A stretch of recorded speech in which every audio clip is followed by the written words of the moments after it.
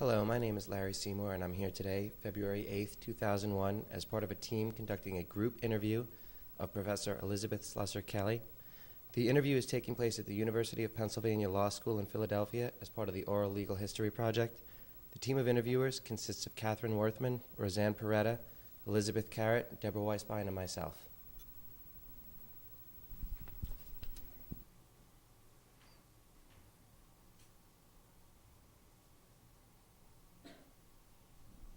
I'd like to begin with a couple questions about your youth, if we could. When and where were you raised? Born? Pardon me. I was born in Kalamazoo, Michigan. You know the song, I've got a gal in Kalamazoo. Anyhow, that's where I started out. And I'm pretty much a Midwesterner until I moved to Philadelphia in 1984. So you were raised as well in Michigan? Most of it, Michigan and Minnesota. How would you describe the neighborhood in a socioeconomic class in which you were raised? My dad was a college professor, so I guess it was sort of poor but genteel. I guess that's the right way of describing it. I went to a private girls' school because that was run by an order of nuns who were cloistered. They didn't ever leave their premises because my dad went in and gave free classes to the nuns since they couldn't go out. So I had the benefits of a private school education without the income level, I guess you'd say. What did your father teach? English. English. And what was your mother's occupation? She really didn't work outside the home, but she was a poet, among other things. Where were your parents born? My mom was born in upstate New York, and my dad outside of Chicago. My dad's father was a judge in Chicago, and he and all of his brothers went to the University of Michigan.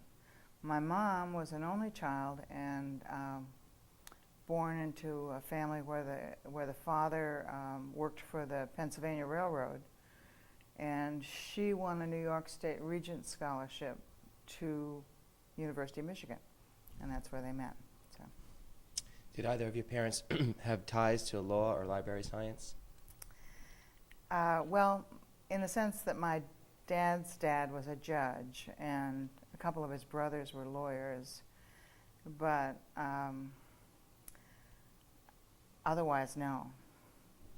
Did you have any brothers or sisters? Yes, I'm one of 5. I have a sister, and I have 2 living brothers and one who has died. Were you close with your siblings as a child? Actually, there was quite an age difference. I was close to my younger brother, but there was about 12 to 14 years between me and the older children. So, sort of like having 2 families, I think. Are you still close with your younger brother now? Reasonably so, I guess. He's a Catholic theologian, and he's a priest, and I don't see a lot of him. So, and he's gone down quite a different path than I have. So, but yeah, I would say we're close. Did you have any experience at the library that stands out as one of your favorite childhood memories? Actually, I worked in the library. That was my first job. When I was probably 13, I got a job as a page in the public library. And I don't know, you probably know that what pages do is they reshelve the books that come back in and make sure that things are in order.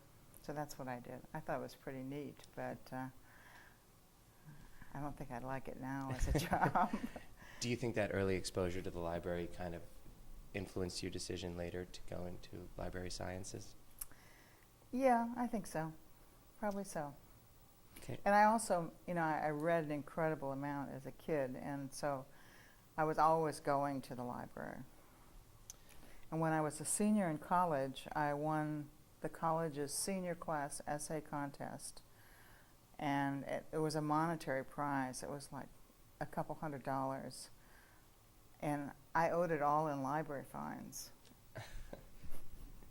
Do you remember what you wrote for that paper? No, I'm afraid that's lost.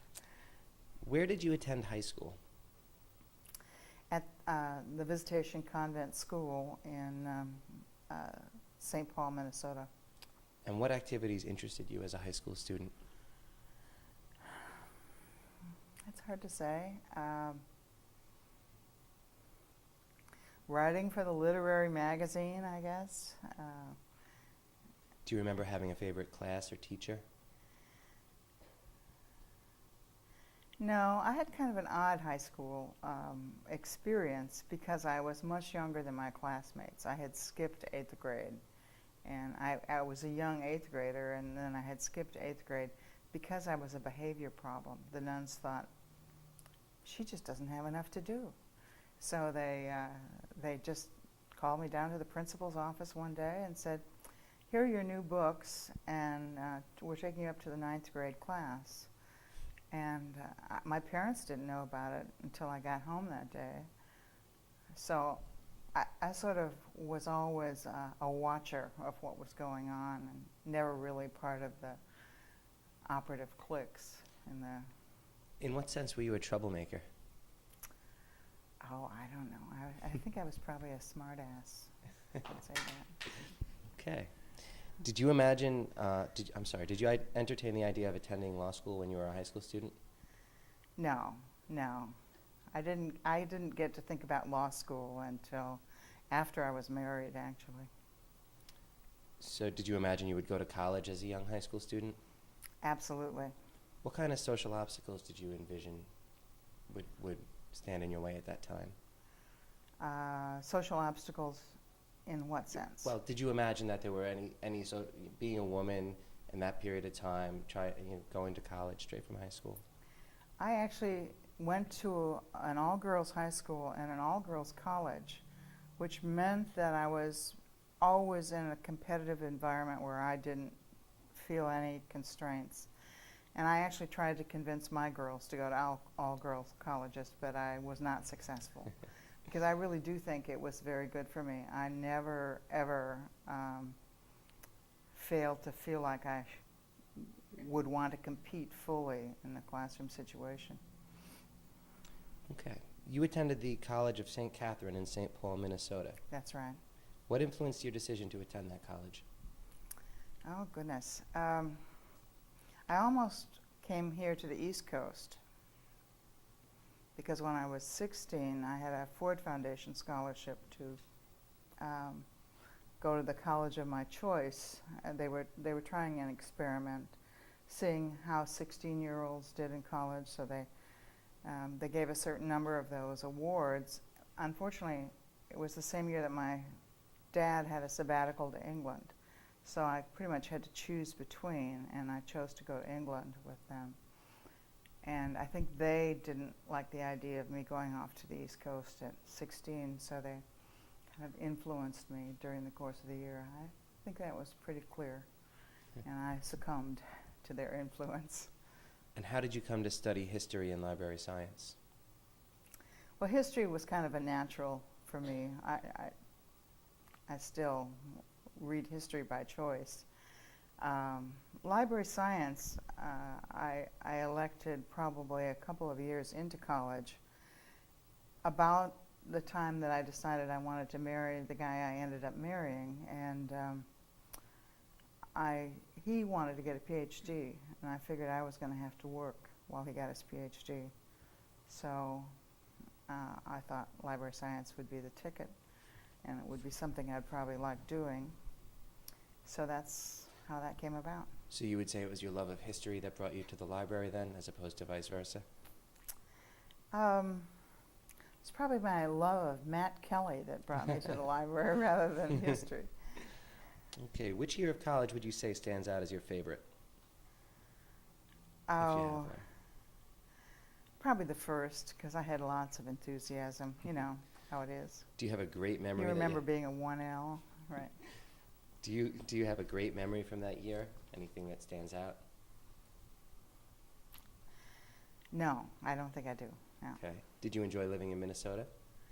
Yeah, I was a pretty hardy Minnesotan, loved the countryside, and Love the winter. I've now become totally soft. I don't think I could go back to living in that environment again. But at the time, I really liked it. Was it different from your experience growing up in Michigan?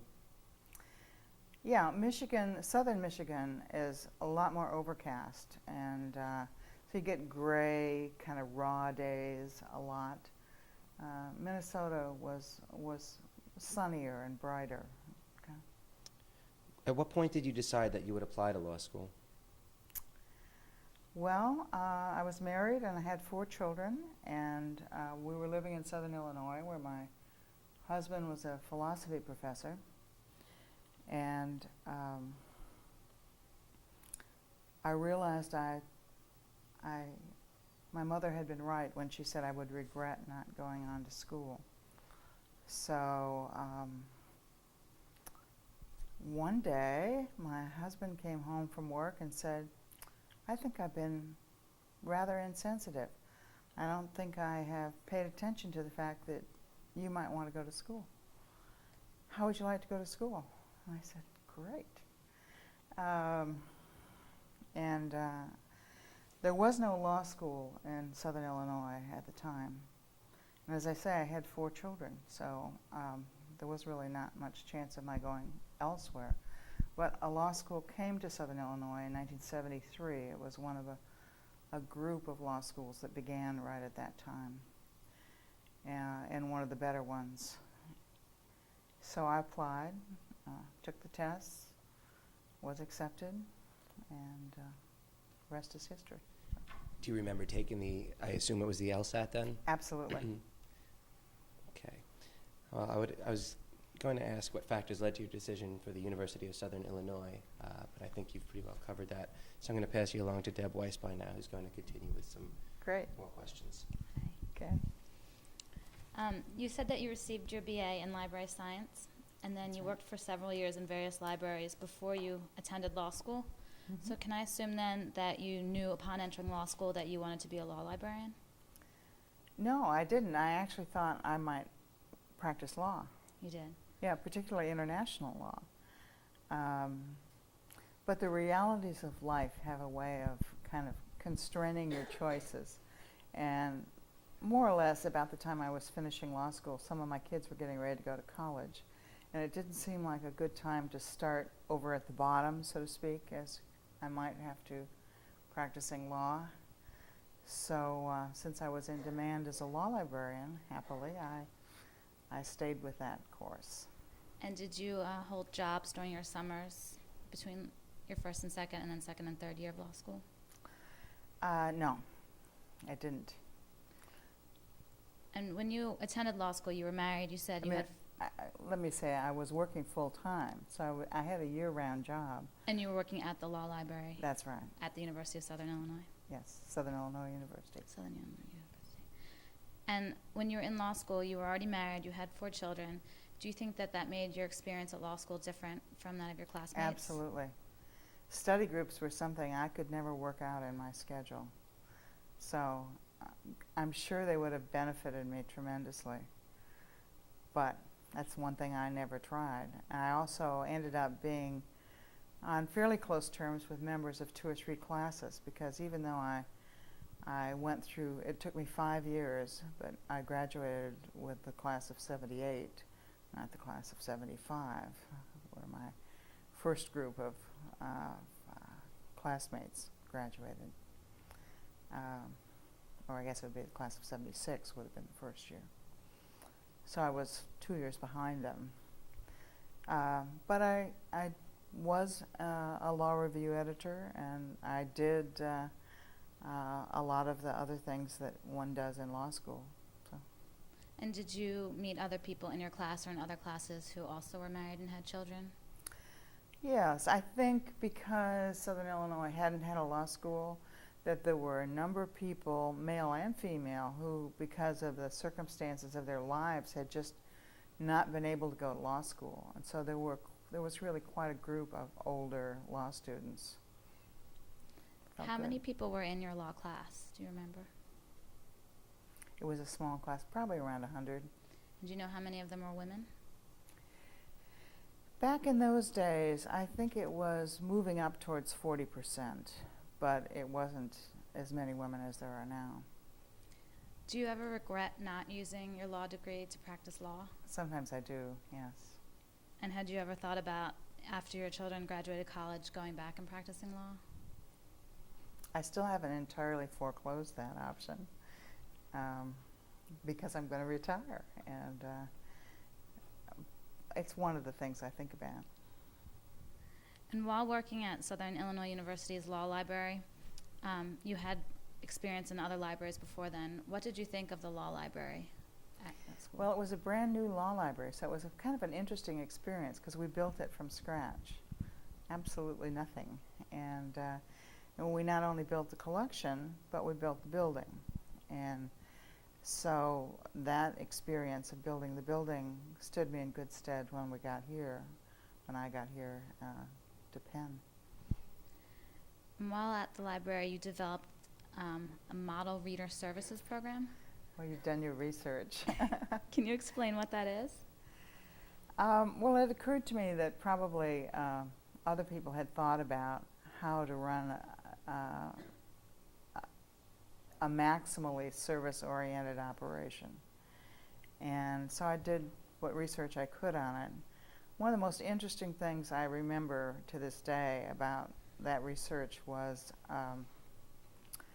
ran across a writer who said, when you run a service operation, you better remember that people generalize from one or two bad experiences.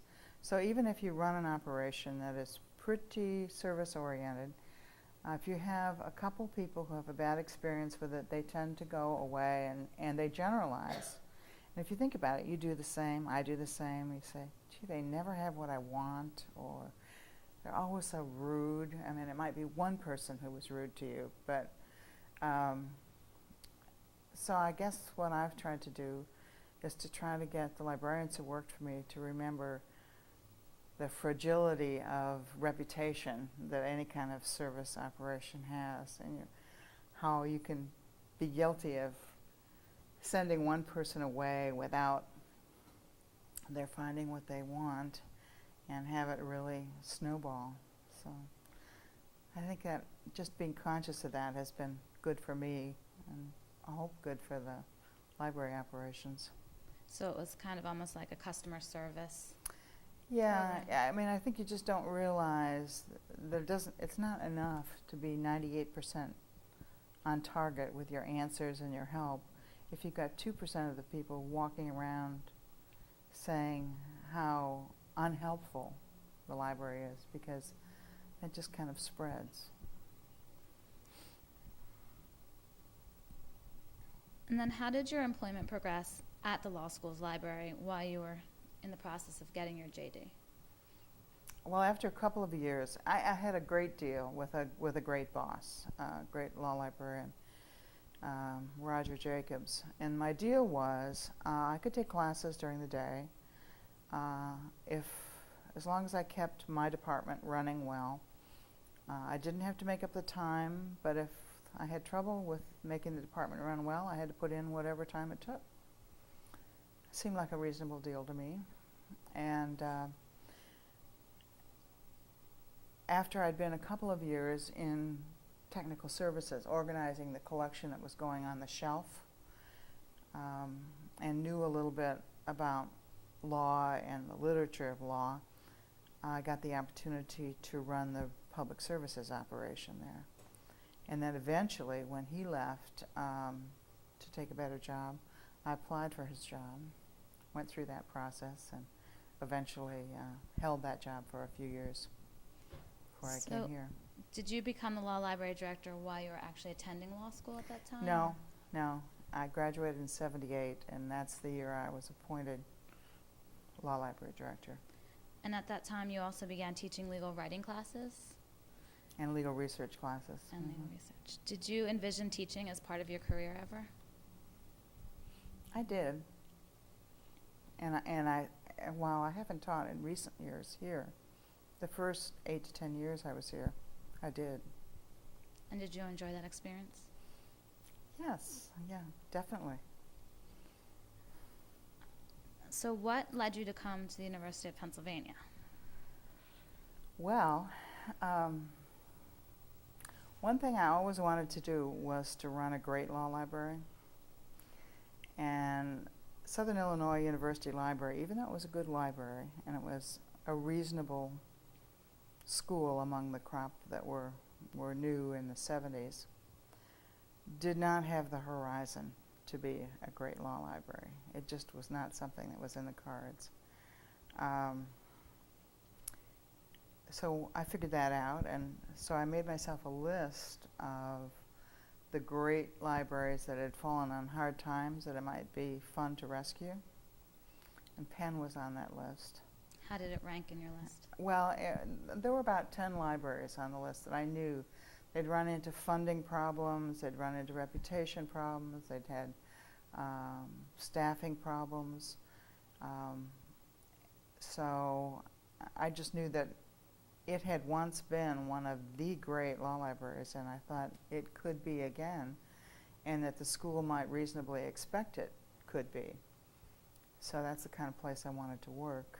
And when that job came open, I asked someone to nominate me. And happily, I ended up here. Who nominated you? I don't even remember. But I know that was the process. You had to do that. And so did your family move out here with you? No. My kids were grown. My husband was still teaching at Southern Illinois. And that was the point in the middle 80s when humanities jobs just kind of shut down. There was a big contraction in the university market for philosophy teachers and other humanities teachers. So it looked like it was going to be really difficult for him to move. We didn't anticipate that because I think I had figured out there were 70 schools within commuting distance of Penn. And so I actually thought it might work out differently, that he would actually find a job. But I didn't anticipate the national movement to not hire and to reduce the size of philosophy departments and humanity departments. So he commuted for 9 years. And it was harder on him than it was on me, I'm sure.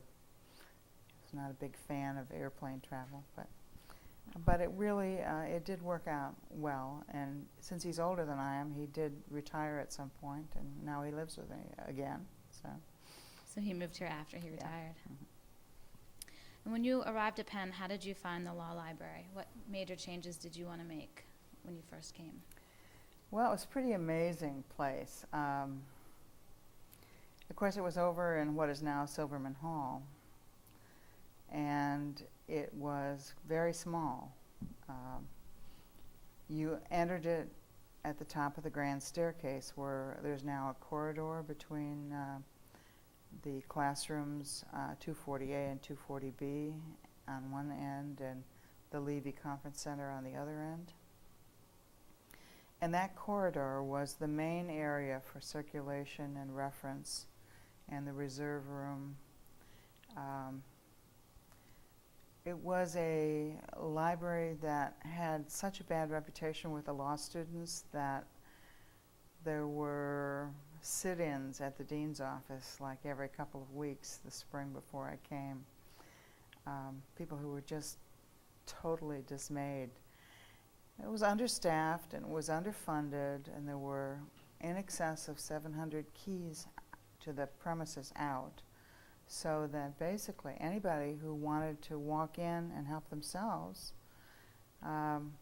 they could stay late at night. After the library was closed, they could be there. Our collections turned out to be minus many key volumes, and people thought we should know where they were. It was just a situation that needed improvement in almost any way that you could think of, which made my job pretty easy, because any small improvement you made was rewarded by good feeling, and it kind of helped you make the next step. What's one change that you made that you think you're the most proud of? Adding a lot of reference librarians right off the bat. we needed to make the faculty and students unaware of how poor the collection was. I mean, it really was, had a lot of holes in it, and there were a lot of things the school had decided it couldn't afford that we should have had. And the only way we could make that a non-event for the students and faculty is to have law librarians who could broker in the information that people needed, help people get it quickly so they didn't realize that they were in a bad way by the library not having it.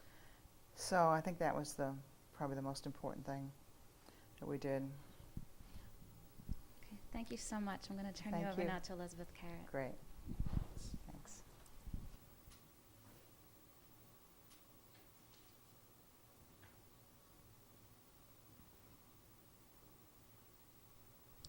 During your tenure as director of the Biddle Law Library, you oversaw the planning and construction of the new library. What was your vision for this new library? Well, actually, it was a wonderful process that I learned a lot in.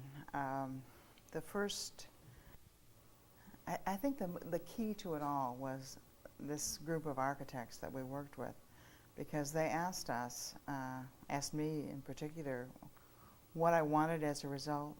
I can still remember Lou Davis, who was the partner on the project, said, give me 2 words that describe what you'd like to see as the end result. What do you want this library to be? And I said, serene and luminous. And I really think they did a terrific job of putting flesh and bone on those 2, so to speak, putting bricks and mortar on those 2 words. Got the result I wanted. What kind of challenges did you encounter in the construction? Oh, there were lots. Well, first of all, staying within budget, which we did. We managed to bring the project in under budget. Secondly, I learned that architects don't necessarily listen to you. The overall strategy of this architectural firm was to try to put less money into things that don't show, like heating and air conditioning. You may even have noticed that. No, we, on the other hand, were trying to urge them to put in the Cadillac of heating and air conditioning systems, because we knew we would be living in the building and everyone else would be. We certainly upped the ante in terms of their investment in what we'll call the building infrastructure, but it was at the cost of several fights over whether this amenity feature that they wanted was worth more than a comfort or ease of maintenance feature that we wanted. So it was kind of a tug of war for quite a while. But in the end, it has been a pretty good building to live in for the last 8 years. So. The libraries at Harvard and Yale were recently renovated. Why did Penn choose to build a new library rather than work within its existing structure? And that's a good question. When we began, of course, the faculty are on the ground floor of what is now Silverman. There was insufficient wiring, insufficient space, lots of asbestos. Any problem that you want to think of probably characterize that old building. It contains about 100,000 gross square feet, and we would have needed the entire building if we tried to rework it as library space, if we were going to have any room for growth.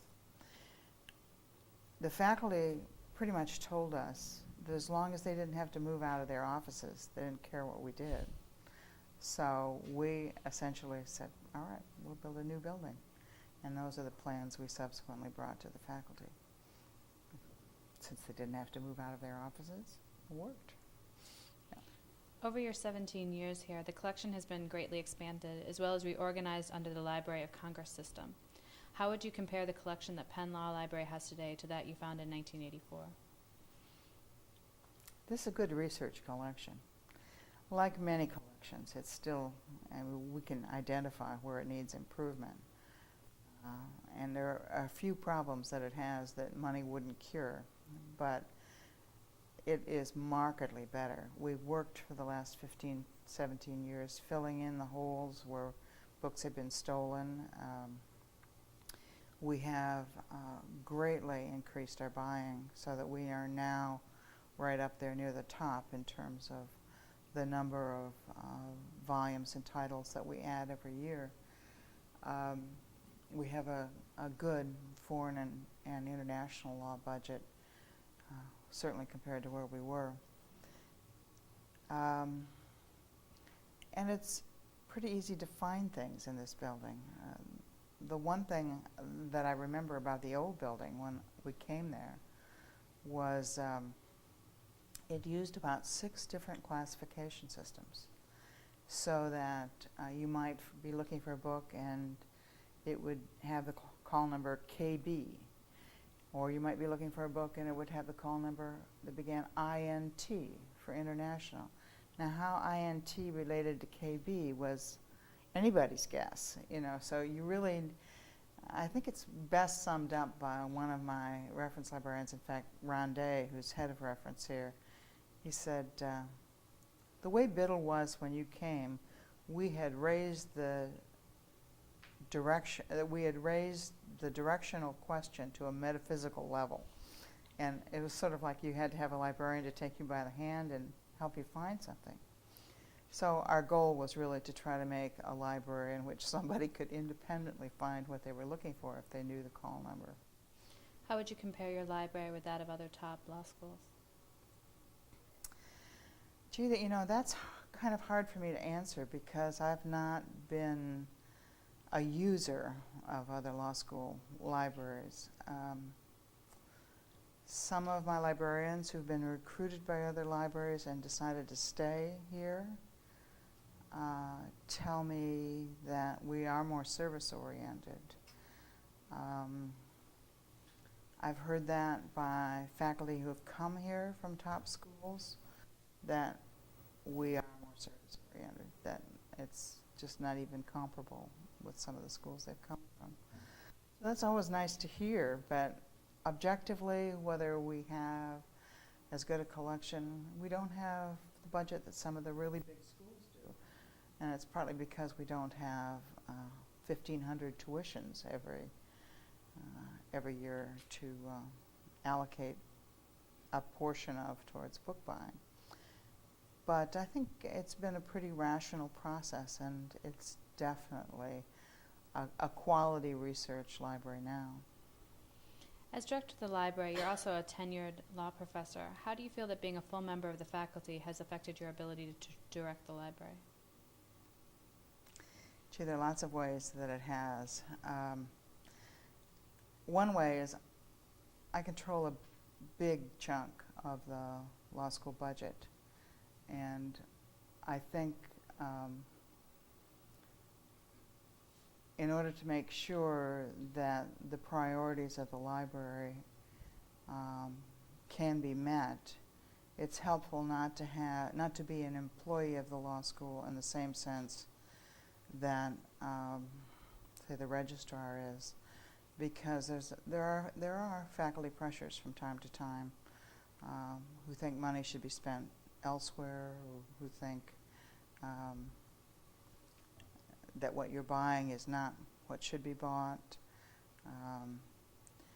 And there are also been times, few, granted the kind of faculty we have, but there have been times when it's been helpful to be a faculty member when my staff has been subject to verbal abuse or whatever. But basically, it's helped me to be an institution builder, given me some leeway and freedom to do that. I can't imagine doing it another way. Biddle Library is the only library at Penn that operates independently from the university's larger library system. How has this autonomy affected your ability to direct the library? Well, I think it's basically been positive. It doesn't prevent us from having a relation of comity or cooperation with the main library. And this split occurred 12 or 13 years before I came. At that point, Penn itself was kind of impoverished in terms of resources that it was able to allocate to libraries in general. And at that point, now 25, 26 years ago, the law school simply said, if we want to be a top law school, we have to have a library that meets our faculty's needs, and we can't ask our faculty to wait in line behind the faculty and students from other units. And we're willing to pay the bill if we get that result. So that was how the split occurred. In large part, it's been quite positive because the staff at the university libraries and my library staff do work well together, and we've been mutually assistive. So I think it's kind of the best of both worlds. Over your years here, what type of fundraising, such as grants and alumni donations, have you pursued? Well, the first dean I worked for was a genius with money, but he didn't particularly like fundraising, and he gave me quite a bit of an opportunity to go out and speak to alumni groups. Of course, that was calculated because at that point we were trying to create the image of the library as a second place at Penn that alumni might care to support, not just the law school but also its library. And now, even today, we have a steady Friends of Biddle solicitation effort which attempts to raise money for the library. And it brings us in about $100,000 a year because we figured out that there is a group of people who will give to the library because they care about it even after they've given to the law school, or if they choose not to give to the law school, may still give to the library. They kind of have separate identities in the minds of our alumni. So we have pursued that effort vigorously, and I owe a lot to Sylvan Cohen, who is an alum who has chaired that effort, the Friends of Biddle, ever since I've been here. Had been very successful at it. But I did a fair amount of speaking at Bar Association meetings and alumni gatherings during the first 5 to 10 years. Then when we got a new dean in who really needed to establish his own persona, and the library was sort of well on the road to recovery, that slacked off. And since that time, my efforts have mainly been in terms of looking for grants, whether within the university or outside. And we've been reasonably successful in getting some of those grants. Thank you very much. I'm going to turn you over to Katie Worthman for some further questions. Thanks. Hi. Now, when you constructed the building, what did you have a specific? Did you want multifunctional PCs so that people could do research? Why was that a priority for you? Well, of course, it was pre-wireless days, so we wanted a very wired establishment. We really wanted, we foresaw the day that people would be carrying around laptops. We may have thought it was going to come a little bit faster than it actually did come. But we wanted to give people the opportunity to sit down with a laptop and work any place in the library. And we hoped that they would not only be working on writing papers, but they would also choose to hook up to the legal databases and do research. Why did you think it was important to have the ability to write papers and do legal research at the same time? I guess I think Americans want to do everything they can do. I mean, if they can do it, they want to do it. And it seemed to me that a library in a law school setting is not only a place where you research using the resources that are there, but it's also a place where a lot of people choose to do their own private study or their outlining or whatever. So it seemed to me that whatever we provided in electronics should further those same two ends, things that we knew went on already in the library, the old library, should we say. How has legal research evolved over the years?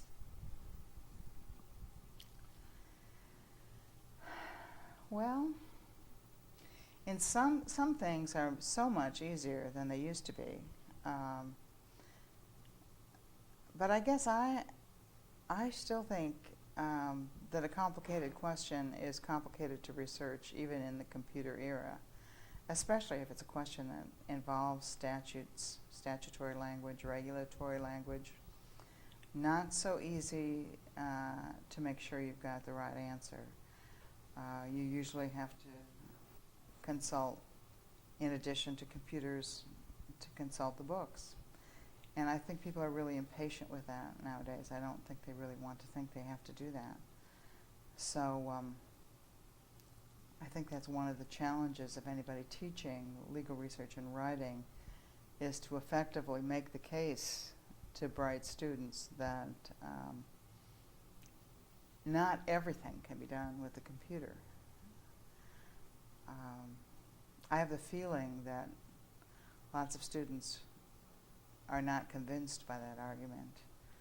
And I think it's kind of sad, because I really do think that they can make the same kind of mistake that David Boies made in arguing before the Florida Supreme Court, where he cited an Illinois case that didn't stand for what he said it stood for, and was called on it by the Chief Justice. I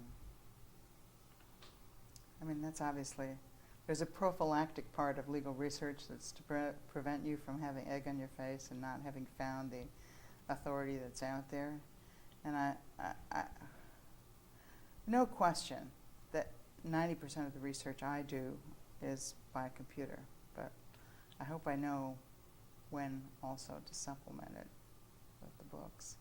So I think it has evolved from the days when you had to, every question you researched, you had to spread 10 or 11 books around you and go from one to the other. There are a lot of questions where you don't have to do that nowadays. And a lot of questions that you couldn't answer no matter what from the books. Do you think that the introduction of Westlaw and the internet has made other people so impatient that it perpetuates, people are making more mistakes than they used to? I don't have any empirical evidence on that, but I wonder that myself. Mm-hmm. Do you think that this has harmed legal research, that the innovations such as Westlaw and the internet have actually hurt legal research in general?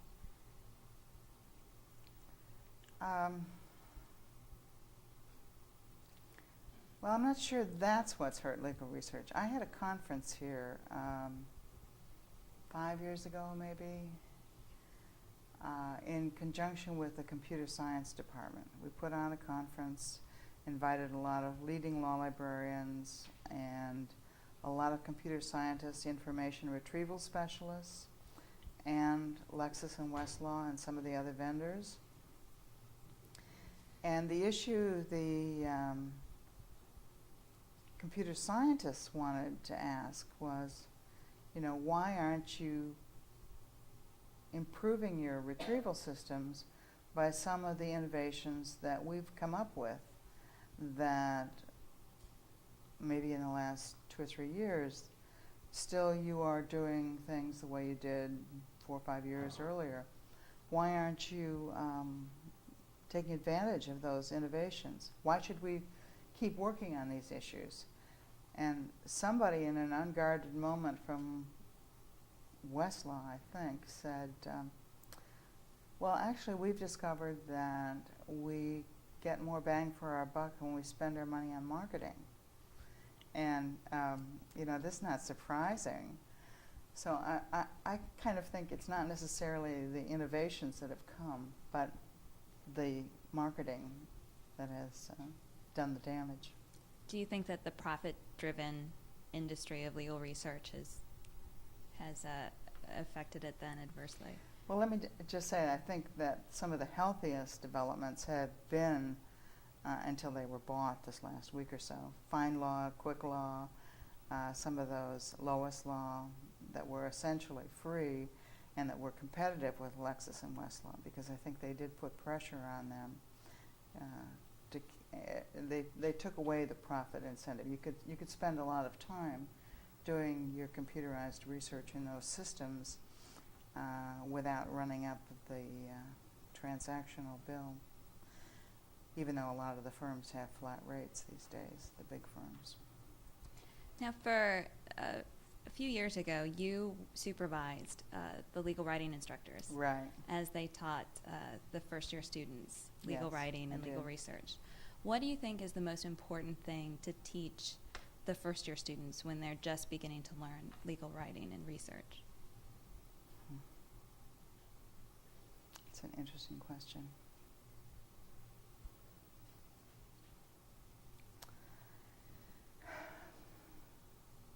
I guess I think it's probably that there's more than one way to do almost anything you have to do in legal research.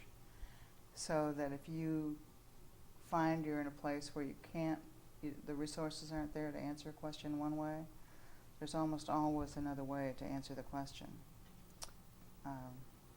That's one of the things that struck me when I learned legal research is that, gee, there were maybe 6 different ways you could find any given piece of information, depending on what you started out with.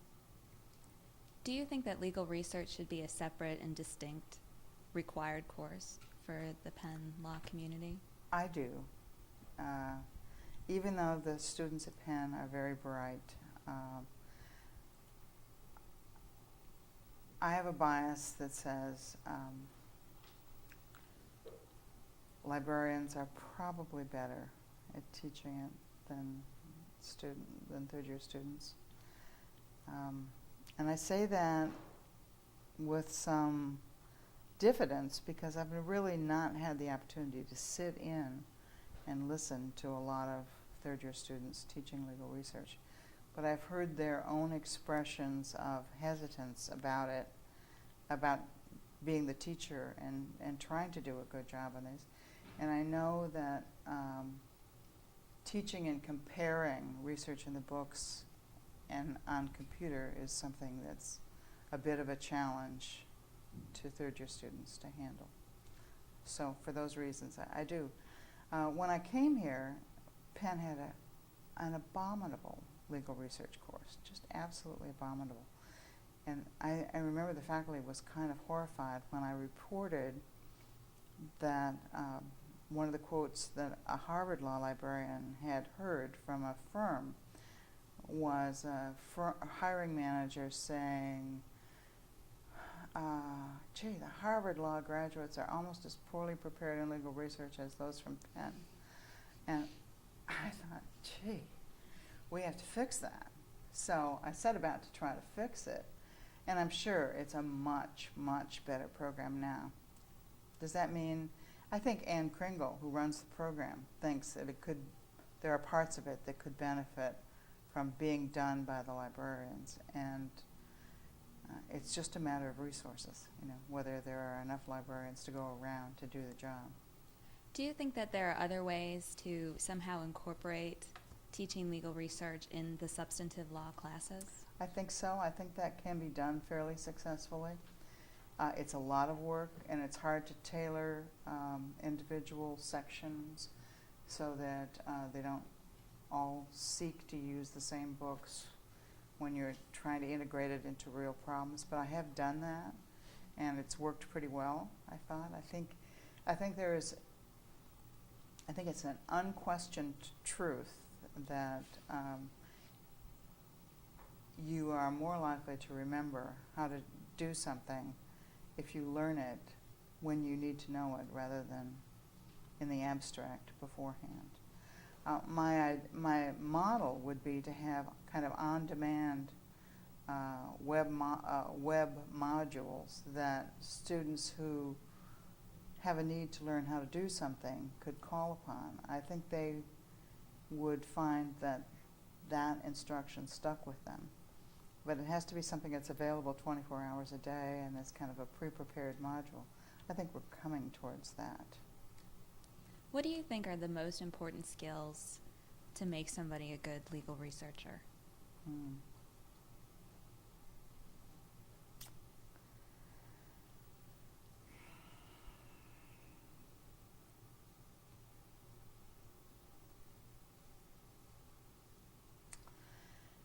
Well, I think you have to be able to put yourself in the position of the person reading your memorandum and asking questions about it, and ask yourself those same questions, and then not be satisfied until you can answer them.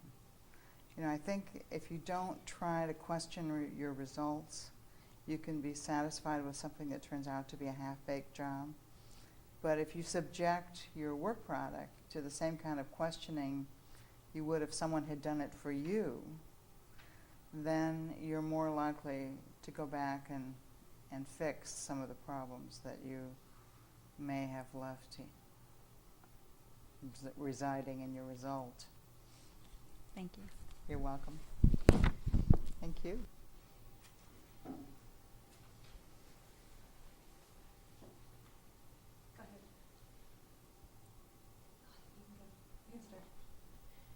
What are the most significant archived collections that we have here at the Biddle Law Library? You've touched a subject close to my heart. We have, of course, the American Law Institute archives, which actually draw quite a lot of research questions and actually draw researchers here. This last 3 weeks, we had a researcher from Japan who was here using the archives. We have the archives of the National Conference of Commissioners on Uniform State Laws. I think today they maybe prefer to refer to themselves as the Uniform Law Commissioners. That group is commissioners who are appointed by each state of the union, and their purpose is to try to draft model legislation that will help move us towards uniform law across the 50 states.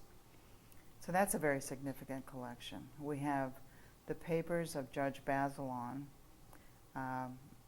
Judge Bazelon was a well-known jurist. During the time I went to law school, which was in the 70s, I think every week I must have had to read 2 or 3 opinions by Judge Bazelon. So I really knew the name and discovered that his son is an alumna of Penn Law. And when his dad became incapacitated, they were looking for a good home for his papers because he kind of was one of the first judges to work on the insanity defense. And also he was very interested in kind of the intersection of law and science. So we have his papers. And we have Bernie Siegel's papers. Bernard Siegel, who died, was a friend of the law school, died within the last few years, had a very long and distinguished career. So we have his papers as well. And we have just concluded an agreement with the National Conference of Bankruptcy Judges to build an NBA here, a National Bankruptcy Archives. So we're pretty excited about that. How are the ALI and Kuzel collections acquired? I guess the basic thing I should tell you is that with the coming of electronic access to text, which we saw in Lexis and Westlaw beginning in the early 70s, it became clear to me that the advantages in terms of reputation and research value that some of the big old famous law libraries had and had kind of conferred on the schools they were attached to was going away. It was a great equalizer. The law students at Southern Illinois University could have as much access to as much material as a law student at Columbia. So I thought about that problem for a while and decided that the one way around it was to acquire for a big, old, famous law library unique collections that were research rich, I guess, and then digitize portions of those collections and organize them, index them, and put the index on the web. It seemed to me that would preserve kind of the ability of a library to be a reputational asset, a research asset. So with ALI, I actually had published a collection of the drafts of the Uniform Commercial Code that I had found by going around to different libraries. When the American Law Institute, being a private organization, does its drafting, it has limited circulation, limited publication of the various drafts. They're circulated to members, and over the years that the UCC was in the process for a very long time, not a lot of libraries kept all the drafts, so that if you wanted to essentially do a legislative history of the UCC, the documents weren't there. So as a librarian, I thought that was an interesting project, and I did go around to a lot of different law libraries looking for drafts, and then I went to the ALI, and they said, gee, you should really work in our archives. And I said, well, where are they? And they said, well, they're down the street. If you wear warm clothes and are willing to let us lock you in for the day, we'll take you down there. It was a really bad neighborhood, and like the street was littered with crack containers, and the warehouse itself was unheated, and it had no bathroom facilities, a light in the middle of the ceiling, and 50 years worth of filing cabinets in no particular order. So I spent many days going through those filing cabinets, and I realized that the paper was pretty fragile and that those things were just not going to be around. So when I came here and took this job, I wondered out loud to them whether or not we could find a solution jointly, and they were willing to have us take the archives and put them in order, and it seemed like the law school thought it was a good idea too. So that's how it happened. Do these organizations provide funding for the processing and upkeep of these archives? They don't really, or they haven't, on a continuing basis. There were some one-shot funding efforts. The American Law Institute Foundation gave us a chunk of money that helped us hire an archivist who was skilled in organizing the materials. And the Uniform Law Commissioners also gave us a small amount of money, and we got some grant money. The bankruptcy area seems to be like they have got more money, and that they are likely to send more of it our way. But I think the best of all possible worlds certainly is to get an endowment for the archives. We were under less pressure to do that with ALI and the Uniform Law Commissioners, because one of our alums, Ed Cutler, who has also been the subject of a legal oral history interview, did endow our archival project, so that at some point in the future, when neither he nor his wife are alive anymore, there will be some steady stream of income coming to the archives. Does Penn Law actually own these archives, or are we merely the custodians of the materials? We're the custodians of the ALI and the Uniform Law Commissioners. We have what's called permanent custody, and the document is, the contractual agreement is written in such a way that the breach would have to be pretty grievous and protracted for us to lose them. Then the archives that are from individuals we own. The National Bankruptcy Archives are likely to be a mixed bunch. The organizational records are likely to come to us under one of these permanent custody arrangements. Some of the individual contributions we'll end up owning. A significant portion of Biddle Law Library's collections have to do with law reform and codification. Was this purposeful? I think so. You know, historically, this school had a very close relationship with the American Law Institute. William Draper Lewis was both dean of the law school and director of the ALI, and our faculty have always played an influential role in ALI's activities. So I think that kind of is evidence of a early and continuing evidence in the interest in the law reform business. Professor Honnold, who's emeritus, was a consultant for the New York State Law Revision Commission. He was a drafter, the principal drafter of the International Convention on the Sale of Goods. All of these things have to do with law reform and codification of law, simplification of law. So I think it is definitely an institutional interest that we've been able to capitalize on. How often are new materials added to the archives? It depends. ALI sends us a supplement about every 10 years or whenever they run out of space.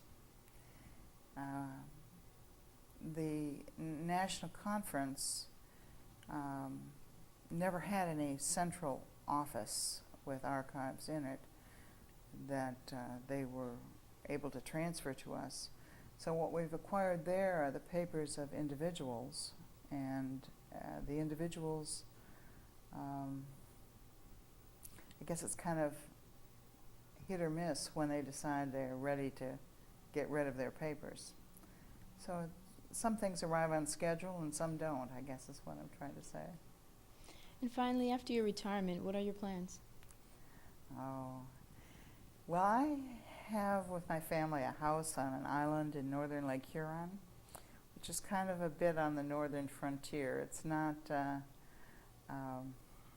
a little rugged up there, but it's a wonderful old house that we've made quite comfortable, and it's on the water, and my grandchildren love to come up there. So I expect that we'll spend our summers and falls there and do some traveling in the winters and springs.